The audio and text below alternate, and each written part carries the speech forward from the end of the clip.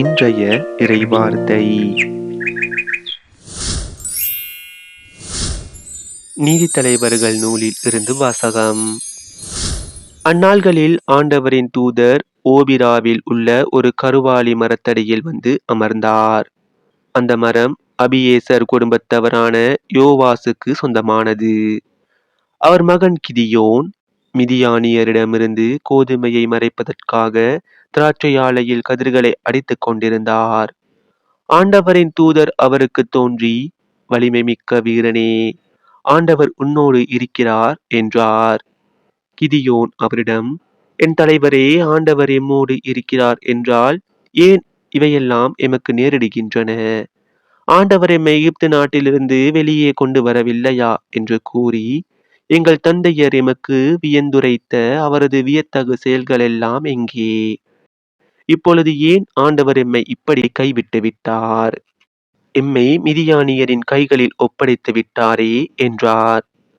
ஆண்டவர் அவர் பக்கம் திரும்பி, உன்னுடைய இதே ஆற்றலுடன் செல்வாய், மிதியானியர் கையிலிருந்து இஸ்ரேலை நீ விடுவிப்பாய், உன்னை அனுப்புவது நான் அல்லவா என்றார். கிதியோன் அவரிடம், என் தலைவரே, எவ்வழியில் நான் இஸ்ரேலை விடுவிப்பேன்? இதோ மனாசேயிலேயே நலிவுற்று இருப்பது என் குடும்பம், என் தந்தை வீட்டிலேயே நான் தான் சிறியவன் என்றார்.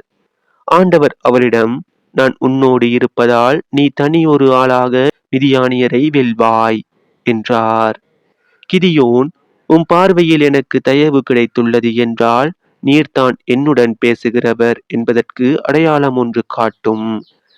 நான் உம்மிடம் திரும்பி வந்து எனது உணவு படையலை கொண்டு வந்து உம் திருமுன் வைக்கும் வரை இவ்விடத்தை விட்டு அகலாதீர் என்றார். அவரும், நீ திரும்பும் வரை நான் இங்கேயே இருப்பேன் என்றார். கிதியோன் வந்து ஆட்டுக்குட்டியையும் 20 படி அளவுள்ள ஒரு மரக்கால் மாவால் புளியாத அப்பத்தையும் தயார் செய்தார். பிறகு அவர் இறைச்சியை ஒரு கூடையிலும் குழம்பை ஒரு சட்டியிலும் எடுத்து கொண்டு அந்த கருவாலி மரத்தடிக்கு வந்து அவரிடம் கொடுத்தார். கடவுளின் தூதர் அவரிடம், இறைச்சியையும் புளியாத அப்பத்தையும் கொண்டு வந்து இப்பாறை மீது வைத்து குழம்பை ஊற்று என்றார். அவரும் அவ்வாறே செய்தார். ஆண்டவரின் தூதர் தம் கையிலிருந்து கோலின் முனையால் இறைச்சியையும் புளியாத அப்பத்தையும் தொட்டார். பாறையிலிருந்து நெருப்பு எழும்பி இறைச்சியையும் புளியாத அப்பத்தையும் எரித்தது. ஆண்டவரின் தூதர் அவர் பார்வையிலிருந்து மறைந்தார். அப்போது கிதியோன் அவர் ஆண்டவரின் தூதர் என அறிந்து கொண்டார். கிதியோன், ஐயோ, இவர் என் தலைவராகிய ஆண்டவர், ஆண்டவரின் தூதரை நேருக்கு நேராக நான் பார்த்து விட்டேன் என்றார். ஆண்டவர் அவரிடம், உனக்கு நலமே ஆகுக, அஞ்சாதே, நீ சாக மாட்டாய் என்றார். கிதியோன் அங்கே ஆண்டவருக்கு ஒரு பலிபீடம் கட்டி எழுப்பினார். அதை நலம் நல்கும் ஆண்டவர் என அழைத்தார். அது இந்நாள் வரை அபியேசர் குடும்பத்தவருக்கு சொந்தமான ஓபிராவில் உள்ளது.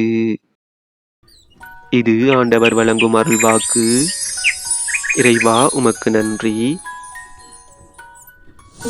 இன்றைய தினத்துக்கு உரிய நற்செய்தி வாசகம்.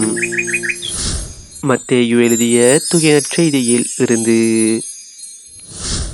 அக்காலத்தில் இயேசு தம் சீடரிடம், செல்வர் விண்ணரசில் புகுவது கடினம் என நான் உங்களுக்கு உறுதியாக சொல்கிறேன். மீண்டும் உங்களுக்கு கூறுகிறேன், செல்வர் இறையாட்சிக்கு உட்படுவதை விட ஊசியின் காதில் ஒட்டகம் நுழைவது எளிது என்றார். சீடர்கள் இதை கேட்டு, அப்படியானால் யார்தாம் மீட்பு பெற முடியும் என்று கூறி மிகவும் வியப்படைந்தார்கள். இயேசு அவர்களை கூர்ந்து நோக்கி, மனிதரால் இது இயலாது, ஆனால் கடவுளால் எல்லாம் இயலும் என்றார். அதன் பின்பு பேதுரு இயேசுவை பார்த்து, நாங்கள் எல்லாவற்றையும் விட்டுவிட்டு உம்மை பின்பற்றியவர்களாயிற்றே, எங்களுக்கு என்ன கிடைக்கும் என்று கேட்டார். அதற்கு இயேசு, புது படைப்பின் நாளில் மானிட மகன் தமது மாட்சிமிகு அரியணையில் வீற்றிருப்பார். அப்போது என்னை பின்பற்றிய நீங்களும் இஸ்ரேல் மக்களின் 12 குலத்தவர்களும் நடுவர்களாய் 12 அரியணைகளில் வீற்றிருப்பீர்கள் என உறுதியாக உங்களுக்கு சொல்கிறேன். மேலும் என் பெயரின் பொருட்டு வீடுகளையோ, சகோதரர்களையோ, சகோதரிகளையோ, தந்தையையோ, தாயையோ, பிள்ளைகளையோ, நிலப்புலங்களையோ விட்டுவிட்ட எவரும் 100 மடங்காக பெறுவர். நிலைவாழ்வையும் உரிமை பேராக அடைவர். ஆனால் முதன்மையானோர் பலர் கடைசியாவர், கடைசியானோர் பலர் முதன்மையாவர் என்று அவர்களிடம் கூறினார். இது நம் கிறிஸ்து இயேசு வழங்கும் வாழ்வு தரும் நற்செய்தி. கிறிஸ்துவே உமக்கு புகழ். இன்றைய தினத்துக்கு உரிய சிந்தனை துளிகள். விட்டுவிடுவதே சீடத்துவம்.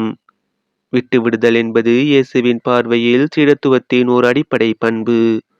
எனவே தான் என் பெயரின் பொருட்டு விட்டுவிட்ட எவரும் 100 மடங்காக பெறுவர் என்று வாக்களித்தார் இயேசு. இன்று பணத்தை, பொருள்களை, வசதிகளை சேர்க்கின்ற நுகர்வு பண்பாட்டின் நடுவே வாழ்கிற நாம் இறையாட்சியின் மதிப்பீடான விட்டுவிடுதலை ஒரு வாழ்வியல் நெறியாக கடைபிடிப்பதே இயேசு தருகிற அழைப்பாகும். நாம் விட்டுவிட வேண்டிய பலவற்றுள் 4 பரிந்துரைகள் இதோ. 1. தீச்செயல்களை. 2. பயனற்ற பொருள்களை. 3. விவாதங்கள், சண்டைகளை. 4. ஊனியல்பின் இச்சைகளை. ஆன்மாவை எதிர்த்து போர் புரியும் ஊனியல்பின் இச்சைகளை விட்டுவிடு. இவற்றை விட்டுவிட்டு இயேசுவின் சீடர்களாக வாழ்வோமாக.